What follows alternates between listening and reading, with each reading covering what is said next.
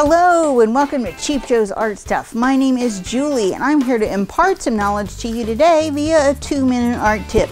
And today we're going to be talking about not being afraid of incorporating hands into your artwork.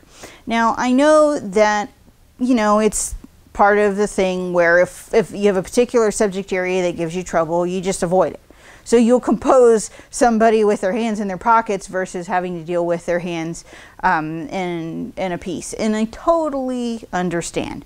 But the truth of it is that if you never deal with it, it never gets any easier, So work on hands, practice drawing them and incorporating them. And I'm going to give you some handy tips on how to do that. Part of what gives people trouble about hands is that they're very individual. But they also kind of are complicated in the way that they move and they behave, because other than this angle, a hand or a portion of a hand and fingers is always foreshortened.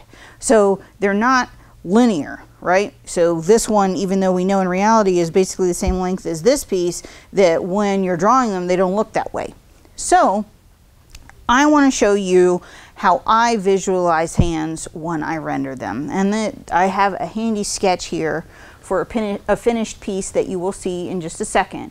But when I look at hands, this is how they look to me. They look like basically like a series of interlocked Lincoln logs in various angles. So when you are looking at hands, maybe if you sit down and render them, it's good to run a copy and then like sketch over it and understand how the forms interlock before you try and render it. Don't be intimidated. Make sure that you try to access all those parts of your library to incorporate into your pieces.